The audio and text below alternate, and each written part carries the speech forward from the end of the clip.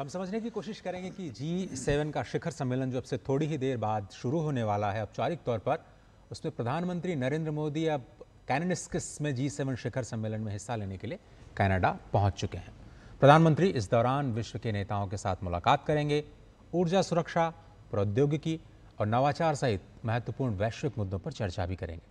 शिखर सम्मेलन में प्रधानमंत्री G7 देशों के नेताओं और दूसरे आमंत्रित देशों, अंतर्राष्ट्रीय संगठनों के प्रमुखों के साथ ऊर्जा सुरक्षा, प्रौद्योगिकी, नवाचार, विशेष रूप से AI, ऊर्जा संबंध और क्वांटम संबंधी मुद्दों सहित महत्वपूर्ण वैश्विक मुद्दों पर विचारों का आदान प्रदान करेंगे।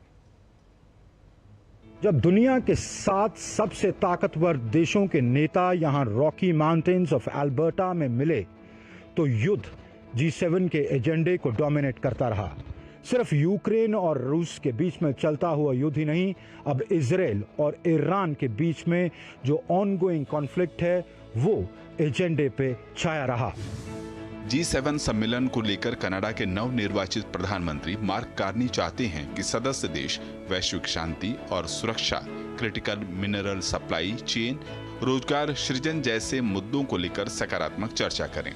लेकिन G7 में पश्चिमी एशिया में जारी संघर्ष और रूस यूक्रेन का संघर्ष हावी रहने वाला है। Der Fortschritt des Irans. This issue, Iran-Israel conflict, will be very high on the agenda of the G7 summit. Am Freitag militärische Ziele. सदस्य देश जारी संघर्ष को खत्म करने को लेकर एकमत नहीं है। वो सिर्फ तनाव को कम करने को लेकर एक संयुक्त बयान जारी करने पर सहमत है। ऐसे में कनाडा संयुक्त बयान के बजाय अध्यक्षीय विवरण जारी करने की कोशिश में है।